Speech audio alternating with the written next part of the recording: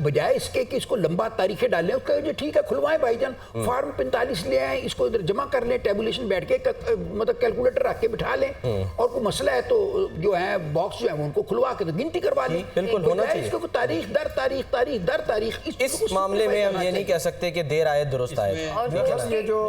ये जो फॉर्म 45 है ये तो एक महफूज चीज है, और ये कोर्ट्स के पास जब जाना है ये मसला मेरे ख्याल डिले नहीं होगा। कोर्ट्स को भी इस बात का इदराक है, पाकिस्तान के अंदर पहले ही एक सूरत हाल मौजूद है, और लाहौर के आधे हल्के जो है वो चैलेंज किए हैं। इसी तरह आप कल तक देखेंगे कि और हल्के बहुत सारे चैलेंज होंगे, और कोर्ट से ज्यादातर इन चीजों में नहीं उलझेगी। सर फॉर्म 45 अदालतों में मामला, सर फॉर्म 33 वाला वो भी जो है वो मामला 7 के भी दो चल रहे हैं सलमान फॉर्म में। जी सर, जो अक्सरियत साबित करने का मसला है, आपको क्या लगता है कि पार्टी होना ज़रूरी है इस अक्सरियत को साबित करने के लिए, या आज़ाद बगैर पार्टी के भी अपनी अक्सरियत साबित करके और हुकूमत साजी कर सकते हैं? देखिए सानिया, ये जो पार्टी का इशू है ये तो मैं बाद में डिस्कस करता हूँ। बुनियादी तौर पे जो इस वक्त जो मसला है दरपेश, वो है अपनी अददी अक्सरियत को साबित करने का, जाहिर करने का। जो मुस्लिम लीग नून है वो इस अपनी जो अददी अक्सरियत है इसको जाहिर करने के लिए वो इत्तेहादी सियासत की तरफ, वो PDM 2 को दोबारा जो है वो फॉर्म करने के लिए वो उस कोशिश में है। लेकिन जो PTI है, मैं समझता हूँ कि बुनियादी तौर पर वो अपनी अददी अक्सरियत जो है उसको जाहिर करने के लिए वो अब जिन हलकों में उनको इतराज़ है वो उसको कोर्ट में ले जाकर तो अपनी अक्सरियत जो है वो वोट के ज़रिए अपनी ज़ाती सीटें बढ़ाना चाहती हैं।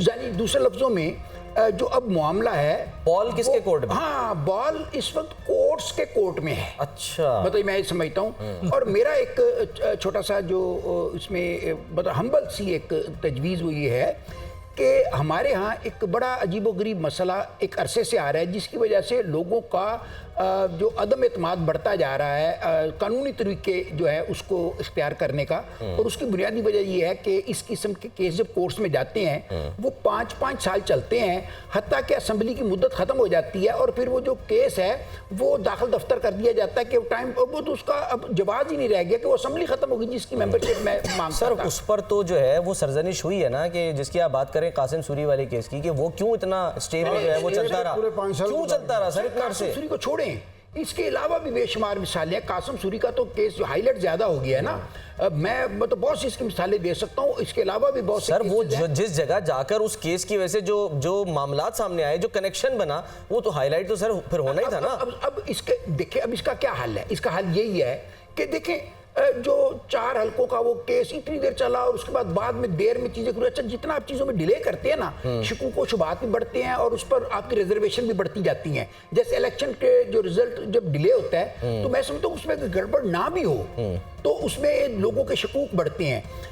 कोर्ट्स का ये बजाय इसके कि इसको लंबा तारीखें डालें, उसका जो ठीक है खुलवाएं भाईजान, फॉर्म 45 ले आए, इसको इधर जमा कर लें, टेबुलेशन बैठ के मतलब कैलकुलेटर रख के बिठा लें, और कोई मसला है तो जो है बॉक्स जो है उनको खुलवा के तो गिनती करवा लें। बिल्कुल होना चाहिए। इसको तारीख दर तारीख इस मामले में हम ये नहीं कह सकते कि देर आए दुरुस्त आए। ये जो फॉर्म 45 है ये तो एक महफूज चीज है, और ये कोर्ट्स के पास जब जाना है ये मसला मेरे ख्याल डिले नहीं होगा। कोर्ट्स को भी इस बात का इदराक है, पाकिस्तान के अंदर पहले ही एक सूरत हाल मौजूद है, और लाहौर के आधे हल्के जो है वो चैलेंज किए हैं। इसी तरह आप कल तक देखेंगे कि और हल्के बहुत सारे चैलेंज होंगे, और कोर्ट से ज्यादातर इन चीजों में नहीं उलझेगी। सर फॉर्म 45 अदालतों में मामला, सर फॉर्म 33 वाला वो भी जो है वो मामला 7 के भी दो चल रहे हैं सलमान फॉर्म में। जी सर, देखें बात यह है कि किसी फॉर्म 45 हो, 47, 33 हो, उससे फ़र्क नहीं पड़ता। बात यह है कि जब आप कोर्ट में लेके जाते हैं, हाई कोर्ट में लेके जाते हैं या इलेक्शन पिटीशन फाइल करते हैं, अगर तो वो स्टे ऑर्डर दे दे, रिजल्ट को होल्ड करवा दे, फिर तो उसके माने होते हैं स्टे दे दे। अगर स्टे ना दे, केस वैसे पेंडिंग पड़ा रहे, तब उससे फर्क नहीं पड़ता कि इलेक्शन कमीशन उस मेंबर की नोटिफिकेशन कर देगा। इलेक्शन कमीशन और जो पार्टीज के लिए अहम होता है वो है नोटिफिकेशन का होना या ना होना। तो अगर तो आप कहते हैं नोटिफिकेशन ना किया जाए और हाई कोर्ट ये एक्सेप्ट कर ले कि टिल द डिसीजन ये नोटिफिकेशन नहीं होगा, तो वो मेंबर काउंट नहीं होता। और अगर वो नोटिफिकेशन का नहीं कहता, केस पड़ा रहे, पड़ा रहता है, 5 साल पड़ा 14 रहता दिन है। के अंदर नोटिफिकेशन हो जाना है। तो खालिद साहब सही कह रहे हैं ना सर, मामला इंतखाबात के बाद बॉल अब कोर्ट के कोर्ट में। इंतखाबात के बाद हाँ, बिल्कुल अहम सही है। मसला जिसका हम तस्वुर कर रहे थे कि वो इस्तेहकाम आएगा, और इस्तेहकाम की ना इस्तेहकाम में पाकिस्तान पार्टी आई ना इस्तेहकाम आया। इस्तेहकाम की पहली ईंट क्या है कि इंतखाबात को तस्लीम तस्लीम करना, किया, सही और उसके लिए तमाम जमातें मिलकर अगर ये जिस तरह के भी इंतखाब, माजी में भी इस तरह के इंतखाबात होते रहे, मैं तो लेकिन मैं आपके सामने कुछ लेकिन इदारों हसन, ये बताइएगा इतने बड़े पैमाने पे चैलेंज हुए क्या नताइज इससे पहले, इतने बड़े पैमाने पे चैलेंज वो हुए? तो इल्जामात तो लगते रहे, लेकिन मेरा नहीं ख्याल कि अब अगर वो तमाम 30-35 के करीब अगर अदालतों का रुख करते हैं तो फिर तो एक बुंचाल की सिचुएशन बन जाएगी। फिर दूसरा जो रसूल बख्श रईस साहब बात कर रहे थे, ये बहुत अहम पॉइंट है कि अगर इंडिपेंडेंट पीटीआई के लोग जो जीते हैं वो अगर किसी पार्टी में शमूलियत इख्तियार कर लेते हैं और उसके बाद अगर अदालत से ये फैसला आ जाए कि हाँ इन्होंने फॉर्म के ऊपर पीटीआई का ये मेंशन किया हुआ है या टिकट जमा करवाई है, तो फिर वो किस पोजीशन पर जाएंगे और अवाम उनको कैसे तस्लीम करेगी, उनके लिए बहुत बड़ा चैलेंज बन जाएगा। फिर वो अगर वहां से निकलते हैं फिर क्या मतलब फिर तो पूरे सिस्टम में आप सबसे इम्पोर्टेंट बात सलमान कैच 22 पोजीशन हो जाएगी ना वो तो फिर। देखें कुछ इस वक्त रजिस्टर्ड पार्टी के तौर पे तो पीटीआई मौजूद है, असल मसला जो है वो 70 सीटें हैं जो 60 खवातीन की नशिस्तें हैं, 10 अकलियतों की। उसमें वो हिस्सेदार नहीं बन सलमान साहब, पाएंगे। इसमें डॉक्टर साहब आप भी जी आप कर लीजिए बात, फिर मैं सवाल। मैं जो बात पहले की थी मैं उसमें थोड़ा सा इजाफा करना चाहता हूँ कि तहरीक इंसाफ को बैन तो नहीं किया गया। बिल्कुल ये डी लिस्ट नहीं है सर, तहरीक इंसाफ तो मौजूद है। बिल्कुल जो उम्मीदवार कामयाब हुए हैं उनकी नामजदगी के वाबस्तगी पार्टी के लिखी हुई है। वो भी मौजूद हैं। बल्ले का निशान सिर्फ नहीं मिला ना, उससे अगर कोई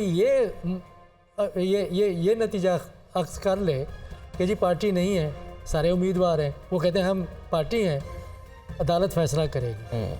क्योंकि ये एक बहुत बड़ा स्टेक है पाकिस्तान की पार्लिमान की साख पे, और इलेक्शन कमीशन, अदलिया, सारे मुल्क के मैंडेट जो अवाम का मैंडेट है उसकी साख इस बुनियाद पर है कि क्या जो ख़वातीन और अक़लियतों के जो नुमाइंदगी है जो पार्टी के हिसाब से तकसीम होगी वो सबसे ज़्यादा तो मिलेगी तहरीक इंसाफ को। अगर वो मिलती है तो हो सकता है कि उसकी अक्सरियत हो जाए। तो अक्सरियत को अक़लियत में तब्दील करने का कोई भी हरबा होगा वो एक बहुत बड़ा सवालिया निशान लगाएगा उसको। अभी जो सब ये जो मुलाकातें हो रही हैं, अक्सरियत से अक़लियत और इनकार से इकरार, मखलूत हुकूमत में जिस तरह तब्दील करने पर सवालात उठे हैं, नवाज शरीफ साहब जो कह रहे थे कि मखलूत हुकूमत में नहीं जाएंगे, फिर इनकार किया, फिर इकरार किया, तो इसी तरह ये बात भी दुरुस्त है कि अक्सरियत को अक़लियत में तब्दील करने में कितनी बड़े सवाल ये हमारे वो जो आज पता चले मुलाकातें तो हो रही है ना सर, सलमान साहब ये हमारी सियासी तारीख है कि अक्सरियत अक़लियत पे अक़लियत अक्सरियत पे मुसल्लत होती रही है। इसी सूबे के अंदर 2018 में क्या हुआ था, 129 नशिस्तें जीतने वाली पार्टी थी अपोजिशन। ये अक़लियत को अक्सरियत में बदलने की जो बात है ना सर जुमला सुन ले, वो गाना आपने सुना है ना, बंठन चली वो जाती रहे, वो जाती रहे, वो जाती उम्रा में सारे फैसले सर मुझे लग रहा है आज हो जाएंगे। सामने कुछ इदादो शुमार रखता हूँ, हैरान कुन इदादो शुमार है। अच्छा 2024 में जो जितने भी पूरे पाकिस्तान में वोट कास्ट हुए हैं उसका सबसे ज्यादा जो है जिस भी सियासी जमात ने लिया, वो अगर मैं आपके सामने रखूं तो आप हैरान होंगे कि वो पाकिस्तान तहरीक इंसाफ के इंडिपेंडेंट है। अच्छा यानी पाकिस्तान इंडिपेंडेंट ने 33.22% वोट हासिल किए हैं, 1,88,64,593। 1,88,64,593 पूरे पाकिस्तान में, जो अब तक रिजल्ट फॉर्म 47 के मुताबिक। और ये 2018 में 1,79,00,000 थे। और मुस्लिम लीग नून ने जो ओवरऑल वोट हासिल किया है और जिनके लिए हर तरह की लेवल प्लेइंग फील्ड दी गई, रास्ते क्लियर किए गए, फॉर्म 47 बार तब्दील हुए या 45 किए, जो बहुत सारी कयास राइयों ने जन्म लिया, उन्होंने 24.22% वोट लिए हैं। 1,37,54,475 वोट लिए हैं उन्होंने पूरे पाकिस्तान में। और पाकिस्तान पीपल्स पार्टी 14% पे खड़ी है, जो 80,48,248 है। यूं अगर देखा जाए तो पाकिस्तान की तारीख में सबसे ज्यादा वोट लेने वाली आज भी इंडिपेंडेंट पाकिस्तान तरीके इंसाफ के उम्मीदवार 1,88,64,000 और 2018 के इंतखाबात की अगर बात करें, हाँ, वही मैं पूछूं। तो 1,69,58,900 बड़े हैं। पाकिस्तान तरीके इंसाफ ने लिए थे, बड़े हैं, उससे बढ़ गए। हाँ। यानी अवाम का एतमाद पीटीआई पर बढ़ा है। डॉक्टर रसूल अच्छा, बख्श, कुछ लोग फ्रस्ट्रेशन में, गुस्से में, नफरत में भी बाहर निकल के जाते 2013 हैं। की बात करूं, फिर आप उसको आपस में इशारियों लिंक मिलाइएगा। बताइए। 2013 में 32.52% वोट लिए थे, सही। क्रॉस कर गए। यानी हम वोटों की तादाद पे जाए ना कि परसेंटेज भी आप देख लें तो- पॉपुलर वोट जिसे हम कहते उस हैं। टाइम 1,48,00,000 थे। सही। बेशक उस टाइम वोटर की तादाद कम थी, उस टाइम 32.52% थे, और अब अगर आप देखें तो वो क्रॉस कर गए 33.22%। और 2018 में जिसका उरूज था, पार्टी बता रहे थे कि किसकी हवा बन रही थी, रास्ते क्लियर हो रहे थे। 2018 में पाकिस्तान पीपल्स पार्टी वो 1,06,66,548 वो 30.77 वोट हासिल कर सकी थी। लेकिन सबसे हैरानकुन बात यह है कि किस तरीके से जो है वो आगे है। अब मैं सिर्फ आपके सामने पंजाब के भी दादोशुमार रखना पसंद करूंगा कि पंजाब में इंडिपेंडेंट पीटीआई 38.17% पर सबसे ज्यादा वोट लेने वाली पार्टी है। ठीक है। या आजाद उम्मीदवार फिर है। पता ना कितना है? ये सर 38.17% जो टोटल वोट कास्ट हुआ है पंजाब में। टोटल वोट कास्ट हुआ है 3,58,89,990। ठीक है। पूरे पंजाब की बात करो, और इसमें अगर टर्नआउट देखें तो 49.02% जो है पंजाब में टर्नआउट देखने को मिला है। और वहां पर पंजाब में इंडिपेंडेंट पीटीआई 38 जिन्होंने परसेंट वोट लिया, 1,37,00,000 परसेंटेज क्या है? 38.17% आगे आए। और PNL नून लीग के 34.33%, 1,23,00,000। यानी आप मार्जिन चेक करें, फिर आप आ जाते हैं पंजाब की। आपकी सिचुएशन देख ली, पंजाब में किस तरह पकड़ दकर हुई, कब से ये मामला चल रहा था, एक साल से क्या मामला बना। अब मैं थोड़ा ये सा डेटा ना आप जरा उधर भी शेयर कर लीजिएगा इलेक्शन सेल से भी, देखिए, ताकि हम इसके ग्राफ्स बना के ना फिर इसके ऊपर प्रॉपर मजे की बात यह है, ये तमाम काम, तमाम इन्वेस्टिगेशन, तमाम तहकीकात दुनिया इलेक्शन सेल में मौजूद है। अगर आप वेबसाइट पे जाएं आपको तमाम दादोशुमार मिल जाएंगे, और उसमें बाकायदा इसके लिंक्स मौजूद है किसकी बेस पर ये दादोशुमार ये चीजें सामने आ रही हैं। अब मैं आपके सामने रखता हूं पंजाब का। पंजाब का मैंने आपके सामने रखा, अब मैं रखना चाह रहा हूं आपके सामने सिंध का। कि सिंध के अगर देखा जाए तो जो टोटल वोट कास्ट हुआ है 1,12,53,170, और सिंध में 42.11% टर्नआउट रहा है। और